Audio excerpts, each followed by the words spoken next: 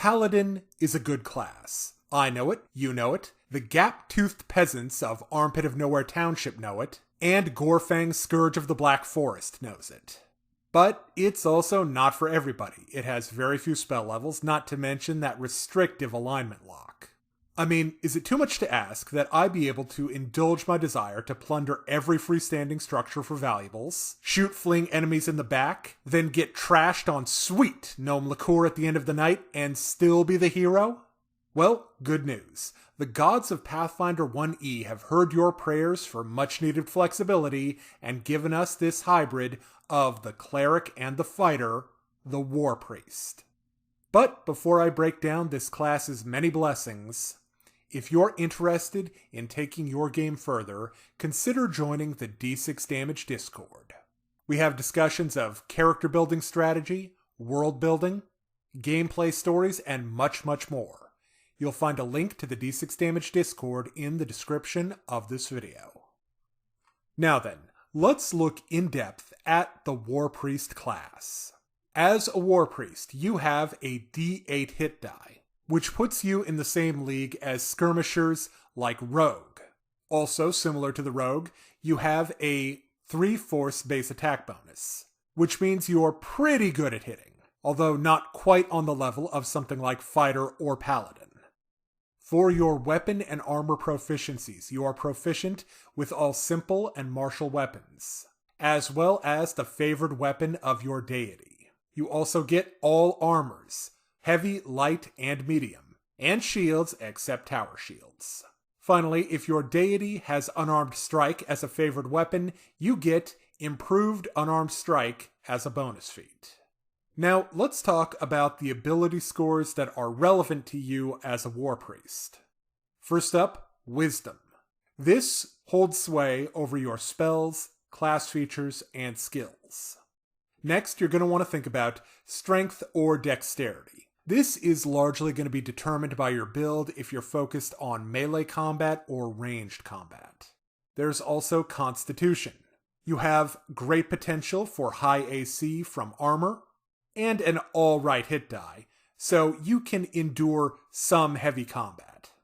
Your intelligence modifier is going to affect your skills, which isn't particularly important to you, and charisma is going to be your dump stat. With those ability score requirements in mind, let's look at some of the races that have potential as a Warpriest. First and foremost, Dwarf. You have solid ability scores, with a +2 bonus to Constitution and Wisdom, and a -2 to Charisma. You also have a decent favored class bonus. You add +1/3, that's for every 3 levels. You increase the number of times per day. You can use your blessings, but only blessings that affect armor and weapons. Another good option is Human. You get a bonus feat at first level, and a good favored class bonus. Every 6 levels, you get a new bonus combat feat. Human is a great choice for any Warpriest that's going to be using a weapon that requires a heavy feat investment. Next, Oread. These are Earth-aligned native outsiders. As an Oread, you would get a +2 bonus to your Strength and Wisdom and a -2 to Charisma. Oreads have some good racial traits as well. Energy resistance 5 to acid, and dark vision. Finally, for races, I have to mention the Garuda-blooded ASMR, who are an awesome option if you're planning something focused on ranged combat. You'll get a +2 bonus to your dexterity and wisdom scores. And you've got nice racial traits. Celestial resistance will give you a +5 resistance bonus to acid, cold, and electricity. You'll also get dark vision. Now, let's move on to the Warpriest's class features. First up, Focus Weapon. At first level, you get Weapon Focus as a bonus feat. You can pick any weapon, not just your deity's favored weapon. Also, at first level, you get Sacred Weapon. You can designate a weapon as a sacred weapon. You must have Weapon Focus for that weapon, or it has to be the favored weapon of your deity. The damage for your sacred weapon increases as you level. See the handy dandy chart on the screen right now. At 4th level, you can enhance one of your sacred weapons as a swift action. This gives it a +1 enhancement bonus. For every 4 levels beyond 4th, this bonus increases by 1. You can use this ability a number of rounds per day equal to your Warpriest level. These bonuses stack with any bonuses that the weapon already has. You can also further enhance your weapon with special abilities like Brilliant Energy, Defending, Disruption, Flaming, Frost, Keen, and Shock. In addition to that, you have alignment-based options. If you're chaotic, you can give your weapon Anarchic or Vicious. If you're evil, you could give it Cleaving or Unholy. If you're good, you could give it Ghost Touch or Holy. If you're lawful, you could give it Axiomatic or Merciful. And if you're true neutral, you could give your weapon Spell Storing and Thundering. Adding abilities replaces an amount of your bonus equal to the special abilities base cost. The weapon must have at least a +1 enhancement bonus before any special abilities can be added. This is one of the Warpriest's best and most unique abilities, and it makes weapons that are normally non-viable much more practical for building a character around. So, if you've wanted to go to town with something crazy like a fighting fan, a pistol, or the iron brush, Warpriest is a great choice. Now, let's talk about blessings.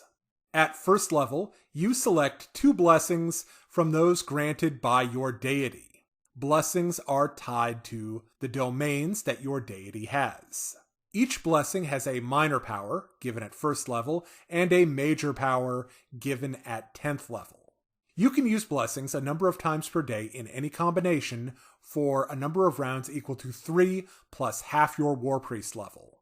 The DC for saves against your blessings is 10 plus 1/2 your Warpriest level plus your Wisdom modifier. With all that in mind, let's talk about some blessings you should consider. First up, the Air Blessing. This gives you Zephyr's Gift at 1st level for 1 minute. A weapon takes no penalties due to range. In addition, making a ranged attack does not provoke attacks of opportunity. Then at 10th level, you get Soaring Assault. Touch an ally to give that ally a fly speed of 60 feet with average maneuverability. Whenever your ally succeeds at a charge attack while flying, that attack deals an amount of additional electric damage equal to your level. There's also the Darkness Blessing. At 1st level, you get Enshrouding Darkness. For 1 minute, an ally gets concealment 20% when in combat. However, creatures that are normally able to see in supernatural darkness ignore this concealment. Then at 10th level, you get Darkened Vision. One enemy within 30 feet must succeed at a will saving throw or be blinded for 1 minute. Then there's the Luck Blessing. At 1st level, you get Lucky Presence.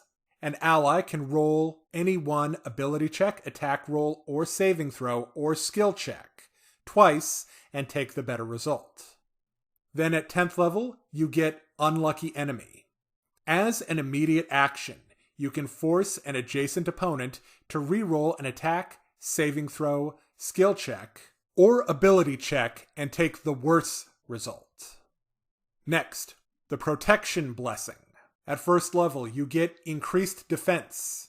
You can give yourself a +1 sacred bonus on all saving throws and a +1 sacred bonus to AC for 1 minute. This bonus increases to 2 at 10th level, and then to +3 at 20th level. At 10th level, you get Aura of Protection. You can emit a 30-foot aura of protection for 1 minute. You and your allies within the aura gain resistance 10 against acid, cold, electricity, fire, and sonic.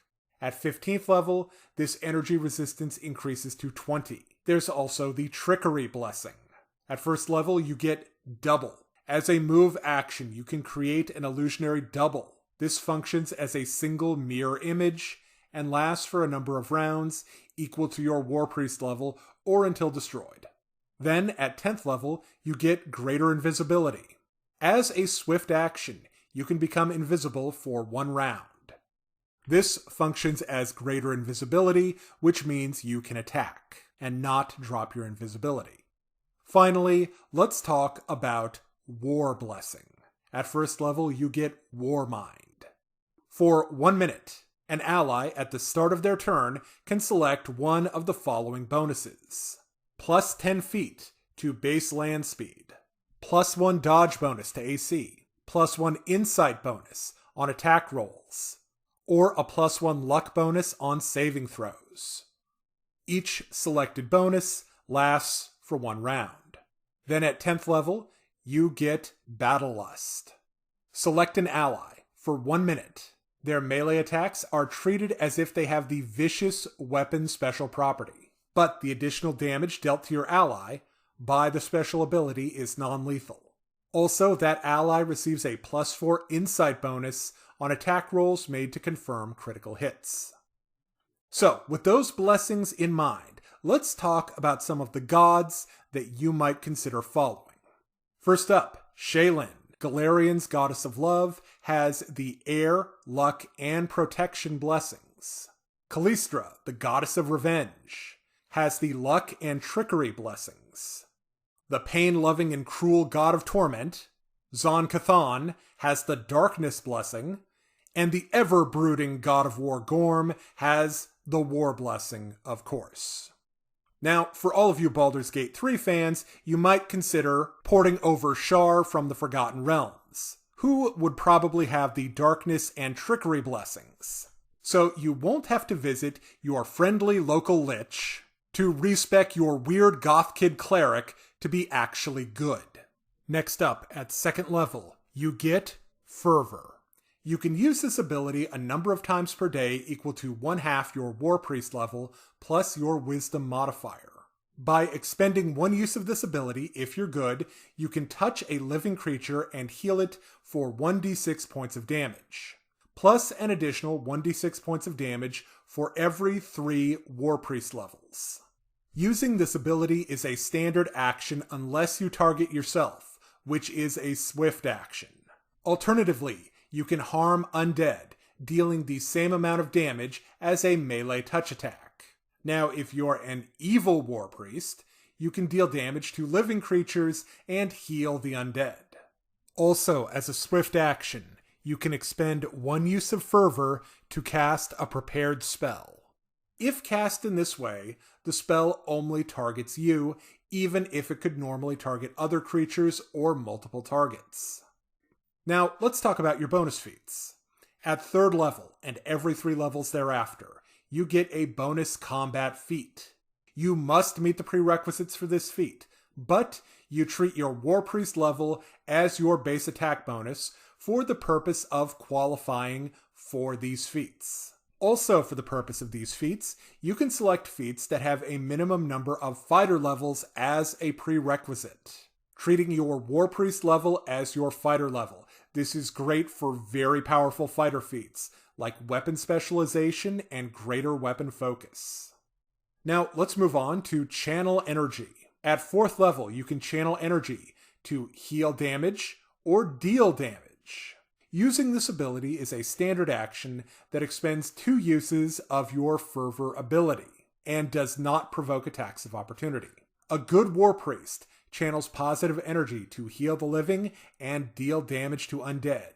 An evil Warpriest channels negative energy to deal damage to the living and heal the undead. Channeling energy affects all creatures, either undead or living, not both, in a 30-foot radius centered on you. The amount of damage dealt or healed is equal to your Fervor. Creatures that take damage must succeed at a will saving throw to half the damage. The DC of this save is equal to 10, plus half your Warpriest level, plus your Wisdom modifier. The last Warpriest class feature I'd like to look at is Sacred Armor. At 7th level, you can enhance your armor as a swift action with a +1 enhancement bonus. For every 3 levels beyond 7th, this bonus increases by 1. You can use this ability a number of times per day equal to your Warpriest level. These bonuses stack with the existing bonuses of your armor. You can also add special abilities to your armor, like energy resistance, fortification, glamored, or spell resistance. Adding special abilities replaces an amount of bonus equal to the ability's base cost. The armor must have at least a +1 enhancement bonus before any of these special abilities can be added. The enhancement bonus and armor special abilities are determined the first time this ability is used and can't be changed until the next day. So if you want spell resistance, you're stuck with it. If you want your big, bulky full plate to look like a set of tattered rags, they're stuck looking that way all day, as long as the ability is active. Finally, when you use this ability, you can also use Sacred Weapon as a free action by expending 1 use of Fervor.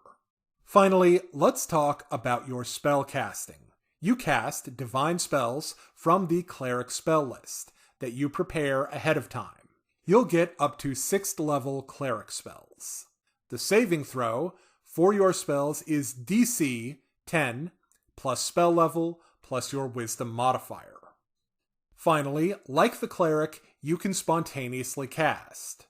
A good Warpriest can expend prepared spells to cast cure spells of the same level or lower. An evil Warpriest can expend prepared spells to cast any inflict spell of the same level or lower. Thank you very much for watching this D6 Damage class analysis of the Warpriest. Now, if you're interested in gaming paraphernalia like rulebooks, dice, or miniatures, check out Noble Knight Games. You'll find an affiliate link in the description of this video.